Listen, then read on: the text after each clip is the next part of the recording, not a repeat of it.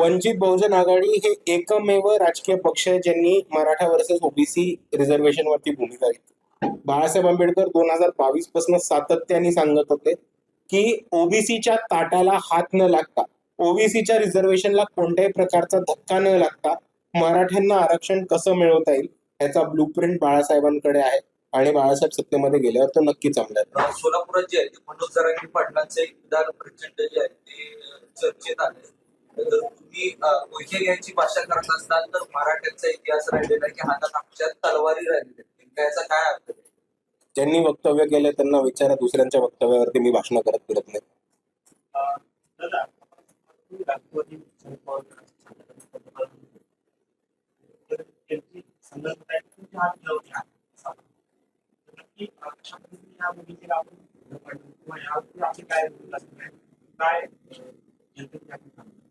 हे बघा, जी लोक भाजप बरोबर आहेत त्यांच्या बरोबर आम्ही हात मिळवणं करत नाही, ही आमची भूमिका आधीपासून राहिली.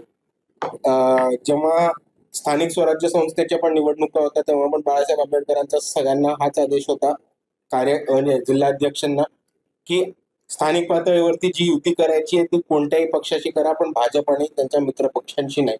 आता प्रश्न हा आहे की ऑफिशियली राष्ट्रवादी काँग्रेस, शरद पवार गट याला आपण भाजपच्या मित्र पक्षांच्या गिनतीमध्ये कधीपासून घेणार? शरद पवार आतमधनं मदत करत असताना का ते ऑफिशियली त्या बाजूला गेल्यावर? हा प्रश्न आता जनतेने त्यांना विचारला पाहिजे. दोन्ही बाजूनी मोर्चे निघाले आंदोलन करते काय तरुण असलेले अभ्यास मी दोन्ही बाजूने उत्तर देतो. वंचित बहुजन आघाडीची भूमिका 14 एप्रिलला बाळासाहेब आंबेडकरांनी राजगृहावरती प्रेस घेऊन स्पष्टपणे सांगितली होती आणि त्यांचं हेच म्हणणं होतं की असंविधानिक, अँटी कॉन्स्टिट्युशनल किंवा संविधानाच्या विरोधात जे उपवर्गीकरण आहे त्याला आमचा संपूर्णपणे विरोध असणार आहे, हे ठामपणे बाळासाहेब आंबेडकरांनी भूमिका मांडली. दुसऱ्या बाजूला एक तरुण म्हणून मी याला खूप मोठ्या अंगाने बघतो की भाजप जेव्हापासून सत्तेमध्ये आले तेव्हापासून एक डिवाइड अँड रूल जे ब्रिटिश कालीन पॉलिसी होती ती अजूनही सत्तेमध्ये आली. 2014 मध्ये भाजप महाराष्ट्रात आणि भारतात सत्तेमध्ये आले तेव्हा अख्ख्या भारतामध्ये आणि महाराष्ट्रातही आपल्याला हिंदू वर्सेस मुसलमान अशी भांडणं ठिकठिकाणी पेटवताना आणि भाजपकडनं त्याला प्रोत्साहन देताना आपल्याला दिसलं.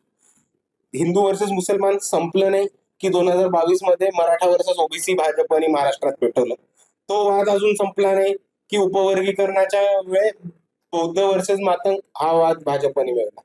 तर भाजपची हीच स्ट्रॅटेजी की दोन समाजामध्ये, दोन कम्युनिटीज मध्ये भांडण लावणं, तेढ निर्माण करणं आणि ती एक दोन समाजांसाठी तो विषय पेटता ठेवणं आणि त्या आगीवरती स्वतःचे राजकीय पोळी भाजणं ही भाजपची नेहमी राजकीय स्ट्रॅटेजी राहिली आणि आम्ही त्याच्या संपूर्णपणे विरोधात आहोत.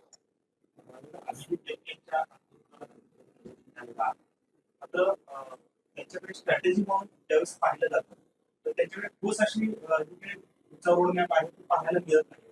कशा पद्धतीनं अभिजित बिटकेंना किंवा त्यांच्या सीजेपीला आपला एक नेतृत्वाचा काय सल्ला असणार, काय सल्ला? अभिजित बिटके हे स्वतः पॉलिटिकल स्ट्रॅटेजिस्ट आहेत आणि ते स्वतः पॉलिटिकल स्ट्रॅटेजी बनवतात, म्हणून त्यांना मी काय सल्ला दिला पाहिजे ह्याची अशी त्यांना काही आवश्यकता नाही. पण त्याच्याहून पुढे मी एवढंच म्हणेन की सीजेपीचा पुढचा रोडमॅप काय हा तुम्ही सीजेपीलाच विचारा.